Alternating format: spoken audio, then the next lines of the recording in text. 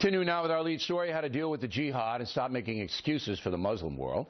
Joining us now from Washington, Harris Turin, who works for the Muslim Public Affairs Council. And from Southern California, Hussam Alouche, who works for the Council on Islamic-American Relations. Mr. Alouche, can we begin with you? Where am I going wrong? Well, thank you for having me on the show, Bill. Sure, anytime. I think what you said is a mixture of things. A lot of what you said is true. We've been saying it as Muslims. The truth is there is a problem of violent extremists who are narrow-minded, who are violent, who are murderers, they are the product of many factors: ignorance, hatred, a narrow-minded interpretation of religion, political repression, poverty, dictatorship, a lot of factors, and they need to be addressed. And the truth also is the Muslims around the world, including in America, are doing a lot to counter that. I disagree with that, and let's get specific. Pakistan. They imprisoned the doctor who helped us find Osama bin Laden. Nothing happened to Pakistan for doing that, Mr. Alouche. Well, the problem is, I agree with you, the president could do more, and the problem is we are hesitant. We continue to compromise on democracy. You and I agree on that. We continue to look away, not compromise. We are looking away from the doctor who is in a dingy jail for helping the world rid itself of Osama bin Laden. Now, let's continue, Mr. Wait, I'll get back. Mr. Turin, where am I going wrong? Well, Bill, it's not just that Muslims in Pakistan are doing nothing. There's Muslims on the front lines in Iraq, in Syria, in Afghanistan, in Pakistan who are dying. The primary victims of terrorism. The governments of Pakistan. Let me answer the question, Bill. No, Bill, let me answer the question. Here's the deal in the no spin zone. Here's the deal in the no spin zone. I'm not when you say something that's ridiculous, I'm going to interrupt you.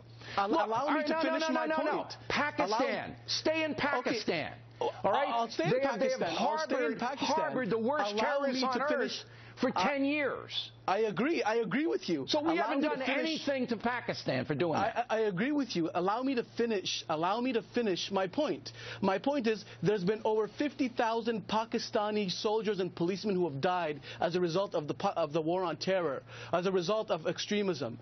And yes, we should punish those who harbor terrorists and harbor Osama bin Laden. But on the front lines, in Iraq, in Syria, in places like Muslims are the primary victims of terrorism, and we have to work together. That makes it even worse that the governments won't move against the jihadists. I'm not saying that there are individual Muslims, but individuals can't solve the problem. Let's get back to you, Mr. Alouche.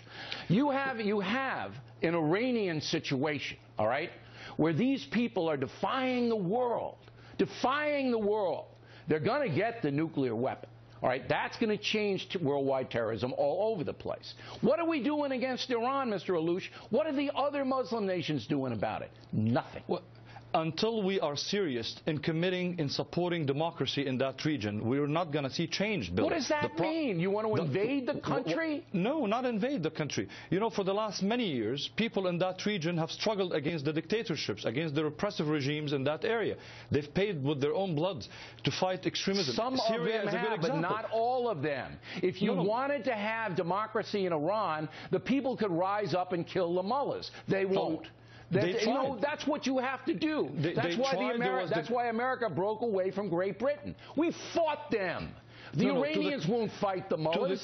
To the credit of the Iranian people, there is something called the Green Revolution. They participated in it. It's not enough of them. There's not enough of them. Well, I'll give you another example, Bill. People in Egypt tried to have a democracy, and what did we do? We supported a coup. We supported a coup against the Muslim Brotherhood who were massacring Christians. We supported a coup against democracy. The first ever democratically elected government in the history of Egypt. You had a Muslim Brotherhood massacring Christians. Unless we are committed to democracy, unless we are seriously committed to democracy, not the democracy that brings our puppets, we are not going to see an end of extremism. Don't you get the Muslim Brotherhood, Mr. Alouche? Do you get them at all? Do you get the Muslim Brotherhood? Do you get them?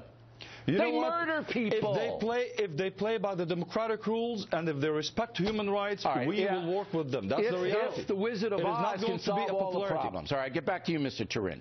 I submit to you that this world, all right, is being crippled by Islamic extremists, and the world is too cowardly to unite against them. Would you say that's wrong? Bill, these people are extremists who have perverted a faith. The world will not unite against them, will they? There are over 1.6 billion Muslims in this world who on a daily basis do great work. 7 out of the last 11 Nobel Peace Prize winners were Muslims, right. Bill. So what we have to do is come together with Muslim countries, with Muslim majority countries, and our society as Americans, here's what we have to do, and push Mr. back against this extremist ideology. If we allow them to divide us, Bill, if we allow them to divide us, they're dividing us if we allow them to. Right, here's what we have to do. We have to boycott Pakistan and make them the example.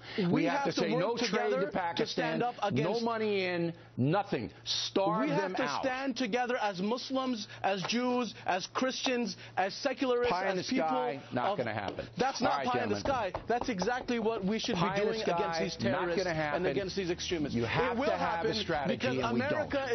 America is an example of it happening, Bill.